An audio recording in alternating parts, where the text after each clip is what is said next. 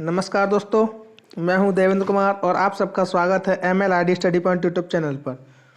तो दोस्तों, आज मैं फिर से आपके सामने DLED प्रथम सेमेस्टर के पेपर फर्स्ट बाल विकास के अति लघु उत्तरीय प्रश्न का पार्ट 2 लेकर के आया हूं। दोस्तों, इससे पहले आपने पार्ट 1 देखा होगा जिसमें मैंने 40 प्रश्नों को कराया था। आशा करता हूं दोस्तों कि आपको वीडियो पसंद आई होगी। तो दोस्तों, उसी श्रृंखला को आज आगे बढ़ाते हुए देखते हैं प्रश्न नंबर 41। प्रश्न नंबर 41 है, प्यास, भूख, निद्रा, प्रतिष्ठा में से कौन सा अर्जित अप्रेरणा के अंतर्गत आता है। तो दोस्तों, जो भूख, प्यास और निद्रा होता है ये हमारा जन्मजात होता है, लेकिन प्रतिष्ठा जो होता है वो समाज से अर्जित किया जाता है। तो इसका सही जवाब हो जाएगा प्रतिष्ठा। अगला प्रश्न, सीखी गई सामग्री को पुनः स्मरण करने की असफलता क्या कहलाती है। तो दोस्तों, अगर कोई सामग्री हमने सीखी है और अगर उसे फिर से या बार बार स्मरण नहीं कर पा रहे हैं तो उसे हम कहेंगे विस्मृति या भूल जाना, फॉरगेटिंग। अगला प्रश्न 43 नंबर, किसी अवर्गीकृत प्रदत्त में सबसे अधिक बार आने वाली संख्या को क्या कहते हैं। तो दोस्तों, इसे बहुलक कहते हैं। इसका सही जवाब हो जाएगा बहुलांक। अगला प्रश्न, परोक्ष वस्तुओं के संबंध में चिंतन करना क्या कहलाता है। तो दोस्तों, जो चीज़ें परोक्ष हैं उनके बारे में चिंतन करना, जो हमारी आंखों के सामने नहीं है उनके बारे में चिंतन करना कल्पना कहलाता है। क्या कहलाता है दोस्तों? कल्पना, इमेजिनेशन। अगला प्रश्न 45 नंबर, बालक के केंद्रक में सामान्यतः कितने गुणसूत्र होते हैं। तो दोस्तों, बालक के केंद्रक में सामान्यतः 46 गुणसूत्र होते हैं। अगर जोड़ी की बात की जाए तो 23 जोड़ी होते हैं। कितने दोस्तों? 23 जोड़ी। अगला प्रश्न, अधिगम स्थानांतरण को स्पष्ट कीजिए अथवा सीखने के स्थानांतरण संप्रत्यय को स्पष्ट कीजिए। तो दोस्तों, ये क्या होता है, जब सीखे हुए ज्ञान को किसी एक सब्जेक्ट के अलावा किसी दूसरे सब्जेक्ट में भी लाभ होता है तो उसे अधिगम का स्थानांतरण कहते हैं। मतलब सीखने के स्थानांतरण से आशय है कि किसी विषय के सीखने से उपलब्ध ज्ञान अथवा किसी कार्य का अभ्यास कार्य करने से प्राप्त होने वाले प्रशिक्षण का दूसरी परिस्थिति में प्रयोग करना। जैसे कि बात करें गणित में सीखे हुए सूत्र, गणित में सीखे हुए अगर सूत्र जो हैं उनका यूज फिजिक्स में करना, सूत्र का प्रयोग किस में करना? भौतिकी में उनका प्रयोग करना। तो दोस्तों, ये क्या है? अधिगम का स्थानांतरण है। अधिगम का स्थानांतरण कई तरह का होता है। जब दोस्तों सीखा हुआ एक सब्जेक्ट का ज्ञान दूसरे सब्जेक्ट में सहायता करता है तो उसे सकारात्मक स्थानांतरण कहते हैं, और जब बाधा उत्पन्न करता है तो उसे नकारात्मक। जैसे अगर अंग्रेजी टाइपिंग सीख लें उसके बाद हिंदी टाइपिंग सीखने में कठिनाई उत्पन्न होती है तो उसे नकारात्मक स्थानांतरण कहते हैं। अगला प्रश्न 47 नंबर, बालक के कोषों एवं पेशियों में समय के साथ साथ होने वाला वह परिवर्तन जिसके कारण वह निश्चित समय पर ही कोई कार्य करने के योग्य होता है क्या कहलाता है। तो दोस्तों, उसे परिपक्वता कहते हैं। क्या कहते हैं? परिपक्वता। अगला प्रश्न 48 नंबर, वैयक्तिक एवं सामूहिक बुद्धि परीक्षण में मुख्य अंतर क्या है। तो दोस्तों, वैयक्तिक बुद्धि परीक्षण जो होते हैं वो व्यक्तिगत रूप से किसी एक ही व्यक्ति का परीक्षण करते हैं, लेकिन जो सामूहिक बुद्धि परीक्षण होते हैं वो एक समय में एक से अधिक लोगों की बुद्धि का परीक्षण करते हैं। जैसे कि अगर व्यक्तिगत परीक्षण की बात की जाए तो जैसे हम साक्षात्कार लेते हैं, साक्षात्कार जो होता है वो व्यक्तिगत बुद्धि परीक्षण होगा। और अगर दोस्तों जो हमारी एग्ज़ाम होते हैं हाई स्कूल के, इंटर के, DLED के, ये एक समूह में कई सारे बच्चों के लिए एक पेपर बनाया जाता है तो ये सामूहिक बुद्धि परीक्षण हो जाएगा। अगला प्रश्न 49 नंबर, पावलोव ने सीखने से संबंधित अपने सिद्धांत का प्रतिपादन किसके ऊपर करके दिया था। तो दोस्तों, पावलोव ने जो प्रयोग किया था वो किया था कुत्ते पर। किस पर किया था दोस्तों? कुत्ता पर। अगर थॉर्नडाइक की बात करें तो थॉर्नडाइक ने दोस्तों बिल्ली पर किया था। थॉर्नडाइक ने बिल्ली पर किया था, कॉलर ने बनमानुस पर किया था जिसका नाम सुल्तान था। तो दोस्तों, ये बात आपको याद होनी चाहिए। अगला प्रश्न 50 नंबर, जब कोई बालक सीखने को तत्पर होता है तो वह जल्दी से चीज़ों को सीखता है, यह थॉर्नडाइक के सीखने के किस नियम के अंतर्गत आता है। तो दोस्तों, अगर थॉर्नडाइक की बात की जाए तो थॉर्नडाइक ने बिल्ली पर प्रयोग किया था और इन्होंने 3 मुख्य नियम दिए हैं और 5 गौण नियम दिए हैं। तो उन्हीं 3 मुख्य नियम में से एक है तत्परता का नियम। जब बालक सीखने के लिए तत्पर होता है, रेडी होता है, तब उसे सीखना वो उसका क्या कहलाता है? तत्परता का नियम। जो उस पर प्रभाव पड़ता है तो दूसरा बन जाता है एक प्रभाव का नियम। किसका दोस्तों? प्रभाव का नियम। अगला प्रश्न 51 नंबर, शारीरिक रचना, बुद्धि, रुचि, व्यक्तिगत गुणों में एक व्यक्ति का दूसरे से भिन्न होना क्या कहलाता है? तो दोस्तों ये व्यक्तिगत भिन्नता कहलाती है। मतलब ये है कि दोस्तों अगर दो जुड़वा बच्चे भी हैं तब भी वो रुचि में या बुद्धि में या रंग रूप में या व्यक्तिगत गुणों में समान नहीं हो सकते, तो इसे हम व्यक्तिगत भिन्नता कहते हैं। क्या कहते हैं? व्यक्तिगत भिन्नता कहते हैं। अगला प्रश्न 52 नंबर, वह मानवीय योग्यता जिसके द्वारा व्यक्ति किसी नवीन रचना विचार को प्रस्तुत करता क्या कहलाता है? तो दोस्तों अगर कोई नवीन रचना की बात की जा रही है तो वहाँ सृजन हो रहा होगा। क्या सृजन हो रहा होगा? तो उसकी जो योग्यता होगी वो क्या कहलाई? सृजनात्मकता कहलाएगी। अगला प्रश्न 53 नंबर, बालक के विकास में जो परिवर्तन होते हैं उनका संबंध शरीर और मन दोनों से होता है, स्पष्ट कीजिए। तो दोस्तों जब बालक जैसे जैसे बड़ा होता है तो उसका जो शरीर है और मन है दोनों में परिवर्तन होते हैं। जैसे बालक के विकास का प्रभाव न केवल उसके शरीर में होने वाले परिवर्तनों पर पड़ता है बल्कि उसके हार्मोन्स में भी परिवर्तन आता है। जैसे जब शिशु होता है तो उसके जो हार्मोन्स होते हैं वो अलग होते हैं। जब वो परिपक्वता की ओर बढ़ता है तो उसमें हार्मोन्स कुछ और ज़्यादा एक्टिव हो जाते हैं। जैसे कि जब वयस्क होते हैं, किशोरावस्था में पहुँचते हैं तो दाढ़ी मूंछ का आ जाना, ये सब क्या है? परिवर्तन होता है। और कहते हैं विजडम टीथ भी तभी निकलते हैं जब लगभग 23-24 वर्ष की उम्र होती है। बुद्धि का विकास तभी अच्छे ढंग से हो पाता है। तो दोस्तों ये सब क्या है? ये शारीरिक मतलब शरीर और मन दोनों में परिवर्तन होता है जिसका प्रभाव उसके मन पर भी पड़ता है। इससे न केवल वह शारीरिक रूप से परिवर्तित तथा विकसित होता है बल्कि मानसिक रूप से भी परिवर्तित होता है। अगला प्रश्न 54 नंबर, बाल विकास के सिद्धांतों का शैक्षिक महत्व क्या है? तो दोस्तों बाल विकास के सिद्धांतों का शैक्षिक महत्व यह है कि अगर हम बच्चे के बारे में अच्छे से जानकारी जुटा पाएंगे, अगर अच्छी जानकारी रख पाएंगे तो हमें पता होगा कि किस समय बच्चे को किस सिद्धांत से या किस विधि से पढ़ाना है। देखते हैं दोस्तों, बाल विकास के सिद्धांत हमें ये बताते हैं कि विभिन्न अवस्थाओं में बालक का विकास एक समान नहीं होता। अवस्था विकास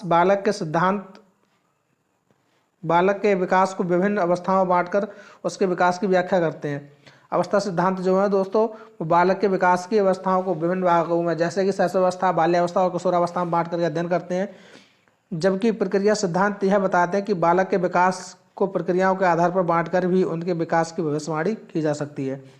तो दोस्तों सीधी सी बात कहने का मतलब यही है कि बाल विकास के सिद्धांतों का शैक्षिक महत्व यही है कि यदि हम बालक की अवस्था के बारे में ज्ञान रखते होंगे तो हमें ये पता होगा कि किस स्तर पर कौन सी शिक्षण विधि बच्चे के लिए उपयुक्त होगी, तो जिससे बच्चा अच्छी तरह से और आसानी से सीख पाएगा। अगला प्रश्न 55 नंबर, शैशवावस्था में शिक्षा का स्वरूप कैसा होना चाहिए? तो दोस्तों शैशवावस्था की अगर बात की जाए तो ओरल होना चाहिए। कैसा होना चाहिए? ओरल होना चाहिए। शैशवावस्था में बालक को दी जाने वाली शिक्षा उसके भविष्य के विकास की नींव का कार्य करती है, इसलिए इस समय उसे भाषा, आचार विचार, नैतिकता, आदत निर्माण की शिक्षा दी जानी चाहिए। जैसे कि सुबह सुबह बच्चों से कहना कि बेटा सुबह उठते हैं, कुल्ला करते हैं, नहाते हैं, ऐसी नैतिकता देना जैसे कि बड़ों को प्रणाम करते हैं। ठीक है दोस्तों, अच्छी अच्छी आदतों का निर्माण करना। तो और जैसे बच्चा अगर तुतलाता है तो उसे बार बार उच्चारण करा करके उसकी भाषा को शैशवावस्था में ही ठीक किया जा सकता है। अगला प्रश्न 56 नंबर, बाल्यावस्था में मानसिक विकास की 2 विशेषताएं लिखिए। तो दोस्तों बाल्यावस्था में कौन कौन सी होती हैं? बालक की ज्ञानेंद्रियां प्रौढ़ होने लगती हैं और संवेदना से प्रत्यक्ष ज्ञान की ओर बढ़ने लगता है। अगला प्रश्न दोस्तों 57 नंबर, बालक के विकास में संचार माध्यम से 2 लाभ लिखिए। तो दोस्तों संचार माध्यम से क्या है?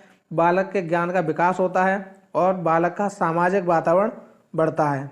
अगला प्रश्न 58 नंबर, बाल विकास में अधिगम की सम्मेलन व विचार गोष्ठी विधि बताइए। तो दोस्तों बाल विकास में अधिगम की सम्मेलन और विचार गोष्ठी विधि क्या है? अधिगम की सम्मेलन तथा विचार गोष्ठी विधि एक अत्यंत महत्वपूर्ण विधि है। इसके माध्यम से छात्र का अधिगम अच्छा हो सकता है। इस विधि में कुछ विद्वान मिलकर सम्मेलन या विचार विमर्श द्वारा समस्या का समाधान ढूंढते हैं। मतलब यही है दोस्तों, जिस प्रकार से अगर हम कोई विचार गोष्ठी कोई सभा करते हैं तो उसमें अपने अपने मत देते हैं, इसी तरह से विचार गोष्ठी में क्या होता है 4, 6, 10 बच्चों का समूह बना दिया जाता है और उन्हें कुछ समस्याएं दे दी जाती हैं और वो अपने विचार करके उन समस्याओं का हल ढूंढते हैं। यही क्या विचार गोष्ठी विधि है। अगला प्रश्न 59 नंबर, बुद्धि लब्धि का सूत्र लिखिए। तो दोस्तों बुद्धि लब्धि का सूत्र होता है IQ = MA/CA, MA/CA × 100। तो दोस्तों MA क्या होता है? मानसिक आयु और C होता है वास्तविक आयु × 100। अगला प्रश्न, बालक में विस्मृति कम करने के कोई 2 उपाय बताइए। तो दोस्तों विस्मृति कम करने का उपाय यही है कि उसे बार बार स्मरण करना, बार बार देखना और स्मरण के पश्चात विश्राम करना चाहिए। जैसे किसी चीज़ को हमने पढ़ा और पढ़ने के बाद उसे थोड़ी देर के लिए अपने मस्तिष्क को विराम देंगे, उसके बाद फिर से उसे स्मरण करेंगे, जिससे कि इस विस्मृति कम होगी और स्मरण में हम जो चीज़ें हमने पढ़ी हैं, देखी हैं, वो फीड हो जाएंगी। अगला प्रश्न 61 नंबर, प्रतिद्वंद्विता से आप क्या समझते हैं? तो दोस्तों जब कोई व्यक्ति विभिन्न समूहों या व्यक्तियों से अधिक श्रेष्ठता स्थापित करने के लिए प्रयास करता है तो उसे प्रतिद्वंद्विता या कॉम्पिटिशन कहते हैं। जैसे अब यूपी टेट की बात करें तो सभी जो अभ्यर्थी होते हैं वो क्या करते हैं, हर कोई अभ्यर्थी एक दूसरे अभ्यर्थी से आगे निकलना चाहता है, अपने आप को श्रेष्ठ बताना चाहता है, यही प्रतिद्वंद्विता होती है, कंपटीशन होती है। अगला प्रश्न 62 नंबर, सीखने में पठार के 2 प्रमुख कारण एवं उन्हें दूर करने के उपाय क्या हैं? तो दोस्तों जब कोई बच्चा, जैसे पठार कब आएगा, जब कोई बच्चा सीखने में रुचि ना ले, जब रुचि ना लेगा तो वो इस तरह से एक पठार बन जाएगा। पठार क्या है दोस्तों, वो यहाँ पर कुछ भी नहीं सीख रहा होगा, या उसका ध्यान केंद्रित ना हो पाए, या कहें कि उसमें मोटिवेशन की कमी हो गई, प्रेरणा का अभाव या अभ्यास का अभाव है, या बच्चा सीखने के लिए तत्पर नहीं है, तो इन सब के कारण क्या होता है, पठार बनता है। क्या बनता है दोस्तों? पठार। इसे दूर कैसे कर सकते हैं? अगर बच्चों की रुचि नहीं है तो उस सब्जेक्ट को जो पढ़ाया जा रहा है उसे रुचिकर बनाया जाए। बच्चा अगर मोटिवेटेड नहीं है तो सबसे पहले उसे मोटिवेशन दिया जाए। अगर बच्चा तत्पर नहीं है सीखने के लिए तो उसे तत्पर किया जाए। वह शारीरिक रूप से थका हुआ है तो उन सभी थकान को दूर किया जाए, आदतों में सुधार किया जाए। तो इन सभी के द्वारा दोस्तों पठार को सुधार कर सकते हैं। बालकों में कल्पना शक्ति का विकास कैसे कर सकते हैं? तो दोस्तों बालकों में कल्पना शक्ति का विकास करते हैं भाषा ज्ञान का विकास करके और कहानियों तथा कथाएं सुनाकर। जब दोस्तों कथाएं सुनाते हैं या कहानियाँ सुनाते हैं तो बच्चे सोचते हैं कि अगर मैं इसकी जगह होता तो क्या करता, या मैं इसकी जगह होती तो क्या करती। अगला प्रश्न, थॉर्नडाइक ने कितने मुख्य नियम बताए? तो दोस्तों थॉर्नडाइक ने 3 मुख्य नियम बताए, अभ्यास का नियम, तत्परता का नियम और प्रभाव का नियम। अगर गौण नियम की बात करें तो 5 बताए हैं। अगला प्रश्न 65 नंबर, अधिगम की 2 प्रभावशाली विधियां कौन कौन है? तो दोस्तों अधिगम की 2 प्रभावशाली विधियां, एक तो करके सीखना और एक अनुकरण द्वारा सीखना। सबसे प्रभावशाली की बात की जाए तो दोस्तों करके सीखना सबसे ज़्यादा प्रभावशाली है, क्योंकि जब बच्चा करके सीखता है तो उसका जो अधिगम होता है वो अधिक समय तक स्थायी होता है। अगला प्रश्न 66 नंबर, रुचि एवं ध्यान में संबंध बताइए। तो दोस्तों जो रुचि और ध्यान है वो एक दूसरे के कहें पूरक हैं। मतलब यह है कि एक ही सिक्के के 2 पहलू हैं। अगर रुचि होगी तभी ध्यान केंद्रित होगा, और जब ध्यान केंद्रित होगा तो वहाँ रुचि होगी तभी ध्यान केंद्रित हो पाएगा। अर्थात एक के अभाव में दूसरा नहीं हो सकता। जैसे अगर हम किसी चीज़ में इंटरेस्ट नहीं लें तो वहाँ हमारा ध्यान केंद्रित होगा ही नहीं, कितनी भी कोशिश कर लें। और ध्यान केंद्रित तभी होगा जब वहाँ इंटरेस्ट आ रहा होगा, क्योंकि किसी कार्य को हम ध्यानपूर्वक तभी कर पाएंगे जब उस कार्य में हमारी रुचि होगी। इसलिए कहते हैं कि रुचि और ध्यान एक दूसरे के पूरक हैं या एक ही सिक्के के 2 पहलू हैं। अगला प्रश्न 67 नंबर, व्यक्तित्व मापन की प्रमुख विधियां कौन सी हैं? तो दोस्तों व्यक्तित्व मापन की प्रमुख विधियां हैं वस्तुनिष्ठ विधि, आत्मनिष्ठ विधि और प्रक्षेपण विधि। अगला प्रश्न 68 नंबर, स्मृति क्या है? स्मृति या स्मरण क्या है? तो दोस्तों स्मृति क्या होती है? जो चीज़ें हमें दी जा रही हैं उन चीज़ों को लंबे समय तक अपनी मेमोरी में, अपनी स्मरण शक्ति में संजोए रखना ही स्मृति है। मतलब जो बात पहले सीखी जा चुकी है उसको याद रखना ही क्या है? स्मृति है, ये वुडवर्थ के अनुसार। अगला प्रश्न 69 नंबर, वृद्धि एवं विकास से संबंधित किन्हीं 2 कारकों के नाम बताइए। तो दोस्तों बालक का भोजन और लैंगिक अंतर, ये वृद्धि और विकास से संबंधित 2 कारक हैं। अगला प्रश्न, चिंतन क्या है? चिंतन क्या है दोस्तों? चिंतन एक ज्ञानात्मक प्रक्रिया है, इसका आधार प्रत्यक्षीकरण और स्मृति होता है। यह प्रक्रिया किसी समस्या के उपस्थित हो जाने के कारण प्रारंभ होती है। दोस्तों जब जो चिंतन होता है वो क्या होता है, जब तक हमारे सामने कोई समस्या नहीं होगी तब तक हम किसी चीज़ पर चिंतन नहीं करेंगे। जब हमारे सामने कोई समस्या उपस्थित होती है तब हम चिंतन करते हैं, और ये चिंतन तब तक चलता है जब तक कि उस समस्या का अंत नहीं हो जाता। तो मतलब यह है कि चिंतन एक ज्ञानात्मक प्रक्रिया है। चिंतन कैसी प्रक्रिया? एक ज्ञानात्मक प्रक्रिया है, इसका आधार प्रत्यक्षीकरण और स्मृति होता है। यह प्रक्रिया किसी समस्या के उपस्थित हो जाने के कारण आरंभ होती है और उसके अंत तक चलती है। आमतौर पर चिंतन को सीखना कहते हैं। चिंतन व्यक्ति का प्रतीकात्मक व्यवहार है। चिंतन के विकास हेतु बच्चों में करके सीखने की क्रिया जागृत करना अत्यंत आवश्यक है। गिलफोर्ड कहते हैं चिंतन प्रतीकात्मक व्यवहार है, यह सभी प्रतिस्थापन से संबंधित है। अगला प्रश्न है दोस्तों कल्पना। कल्पना क्या है? तो दोस्तों क्या है? जो चीज़ें हमारे सामने नहीं है, जो चीज़ें हमारे सामने नहीं है, हमारी आंखों से ओझल हैं, जो परोक्ष हैं, उनके बारे में चिंतन करना ही कल्पना है। कल्पना क्या है? दूरस्थ वस्तुओं के संबंध में चिंतन करना है। जो चीज़ें हमारी आंखों के सामने नहीं, आंखों से ओझल हैं, उनके बारे में सोचना या चिंतन करना ही कल्पना है। जैसे जैसे बालक में भाषा का ज्ञान होता है, कल्पना शक्ति बढ़ती जाती है। जो छोटा बच्चा होता है वो कल्पना नहीं कर पाता है। अगर उससे छोटे बच्चे से ये कहो कि मान लो कटोरे में दूध है, तो वो दोस्तों नहीं मानेगा, वो कहेगा नहीं कटोरे में तो पानी है या खाली है। लेकिन अगर हम यही बड़े बच्चे से कहें कि मान लो कटोरे में दूध है, तो दोस्तों वो मान लेता है। कि हम देखते हैं छोटे बच्चों की किताबों में कभी ये नहीं होता कि माना एक्स, वहाँ तो जो चीज़ है वही होगा। तो दोस्तों जैसे जैसे उम्र बढ़ती जाती है, जैसे जैसे बालक का विकास होता जाता है, कल्पना शक्ति बढ़ती जाती है। अगला प्रश्न 72 नंबर, तर्क क्या है? तो दोस्तों तर्क क्या है? तर्क एक ऐसा चिंतन होता है जिसमें किसी समस्या का समाधान करने के लिए पहले अनुभवों को नए ढंग में संगठित किया जाता है। जो हमारे पहले के अनुभवों ने नए तरीके से संगठित करना ही तर्क कहलाता है। वुडवर्थ के अनुसार जैसे मन में उद्देश्यों एवं लक्ष्यों को रखकर क्रमानुसार चिंतन करना ही तर्क है। क्या है? तर्क है। बालक जैसे जैसे बढ़ता है उसमें चिंतन और तर्क करने की क्षमता आ जाती है। तर्क के द्वारा बालक अपनी बात को सही सिद्ध कर सकता है। व्यक्ति में चिंतन करने से तर्क की क्षमता बढ़ती है। चिंतन प्रथम सोपान है, उससे जुड़ी दूसरा सोपान तर्क होता है। 11 से 12 वर्ष की आयु में तर्क की क्षमता आ जाती है। तो दोस्तों समझते हैं इन सभी बिंदुओं को। तर्क के द्वारा बालक अपनी बात को सही सिद्ध कर सकता है। दोस्तों जब तक हम तर्क नहीं कर पाएंगे तब तक किसी बात को अगर गलत है तो गलत मान लेंगे, और अगर तर्क कर पाएंगे तो हम ये कह पाएंगे कि ये किस उद्देश्य से, किस तरह से ये बात सत्य है। हम तर्क कर सकते हैं। दोस्तों तर्क करना ठीक है, लेकिन कुतर्क करना गलत है। व्यक्ति में चिंतन करने से तर्क की क्षमता बढ़ती है। दोस्तों जब हम चिंतन करेंगे तभी तर्क करने की क्षमता बढ़ेगी, क्योंकि जब हम सोच नहीं पाएंगे तब तर्क करने की क्षमता नहीं बढ़ पाएगी। ठीक है। अगला प्रश्न 73 नंबर, वातावरण वह प्रत्येक वस्तु है जो व्यक्ति के जीन्स के अतिरिक्त प्रत्येक वस्तु को प्रभावित करती है। परिभाषा किसकी है? तो दोस्तों यह परिभाषा एनास्टॉसी है। किसकी? एनास्टॉसी की है। अगला प्रश्न दोस्तों, परिभाषाएं तो आपको याद करनी ही होंगी।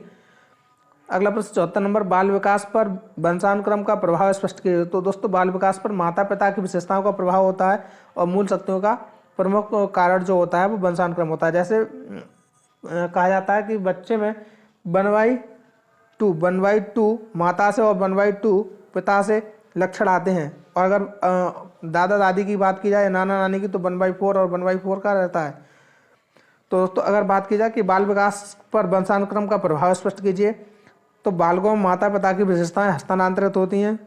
ये बात ठीक है, अभी बताया दोस्तों 1/2 माता पिता की होती हैं, और बालकों को मूल शक्तियों का प्रमुख कारण उनका वंशानुक्रम होता है। अगला प्रश्न 75 नंबर, बाल विकास पर वातावरण का प्रभाव स्पष्ट कीजिए। तो दोस्तों बाल विकास पर वातावरण का प्रभाव क्या है? बुद्धि का प्रभाव। बच्चों को उत्तम वातावरण में रखने से उसकी बुद्धि लब्धि में वृद्धि होगी। दोस्तों जिस सीधी सी बात है, हम जिस परिवेश में रहते हैं उसी परिवेश में उसी की तरह विकसित हो हमारा विकास हो जाता है। अगर एक बच्चे को जंगलों में डाल दिया जाए तो वो जंगल की तरह हो जाएगा, जंगली जानवरों की तरह हो जाएगा। तो अगर अच्छी सोसाइटी में रहेगा तो उसकी बुद्धि लब्धि अच्छी हो जाएगी। व्यक्तित्व पर अच्छे वातावरण का व्यक्तित्व पर भी विशेष प्रभाव पड़ता है। अगला प्रश्न 76 नंबर, किशोरावस्था की प्रमुख विशेषता क्या है? तो दोस्तों किशोरावस्था की प्रमुख विशेषताएं आत्मसम्मान की भावना होती है, काम भावना की परिपक्वता होती है, धार्मिक भाव होते हैं उनका उदय हो जाता है, अपराध वृत्ति बढ़ जाती है, वीर पूजा हो जाती है, जैसे कोई किसी को अपना आदर्श मान लेता है। प्रश्न नंबर 77, पेस्टालॉजी के अनुसार परिवार की परिभाषा दीजिए। तो दोस्तों घर शिक्षा का सर्वोत्तम स्थान और बालक की प्रथम पाठशाला है। ये किसका कथन है? पेस्टालॉजी कहते हैं जो घर है वो शिक्षा का सर्वोत्तम स्थान और बालक की प्रथम पाठशाला है। अगला प्रश्न 78 नंबर, व्यक्तित्व के निर्धारक तत्वों का नाम बताइए। तो दोस्तों व्यक्तित्व के निर्धारक तत्व कौन कौन से हैं? व्यक्तित्व को एक तो वंशानुक्रम, वातावरण, सामूहिक तनाव, समाजीकरण, शारीरिक तत्व, ये सभी क्या है? वंशानुक्रम के निर्धारित तत्व हैं। अगला प्रश्न 79 नंबर, रुचि की किन्हीं दो विशेषताओं का वर्णन कीजिए। तो दोस्तों जो रुचि होती है वो ज्ञान पर आधारित होती है। सबसे पहले अगर हम में रुचि होगी तो वो क्या होगा? हमारा जो ज्ञान है जो हमारा पूर्व ज्ञान है, पूर्व ज्ञान होगा, वहाँ हमारी जो रुचि होगी वो ज़्यादा होगी, इंटरेस्ट अधिक होगा। रुचि एवं ध्यान एक ही सिक्के के दो पहलू हैं। अगला प्रश्न 80 नंबर, अप्रेरणा को परिभाषित कीजिए। तो दोस्तों अप्रेरणा क्या है? अप्रेरणा जो है अंग्रेजी के मोटिवेशन शब्द से बनी है। ये अंग्रेजी के मोटिवेशन शब्द का ही रूपांतरण है, जिसका अर्थ होता है प्रेरित होना। दोस्तों अप्रेरणा से क्रियाशीलता व्यक्त होती है। अप्रेरणा अधिगम सीखना का सहायक है, अधिगम में सहायक होती है। जॉनसन के अनुसार बात की जाए तो अप्रेरणा सामान्य क्रियाकलापों का प्रभाव है जो मानव व्यवहार को उचित मार्ग पर ले जाती है। तो दोस्तों यहाँ खत्म होते हैं आपके ये 40 प्रश्न। मिलते हैं अगली नई वीडियो में। दोस्तों अगर वीडियो अच्छी लगे तो लाइक और शेयर करें। अगर चैनल पर नए हैं तो चैनल को सब्सक्राइब करें। और दोस्तों अगर PDF आप लेना चाहते हैं तो टेलीग्राम पर सर्च करें @MLID स्टडी पॉइंट। तो दोस्तों आज के लिए इतना ही। मिलते हैं नई वीडियो, तब तक के लिए धन्यवाद।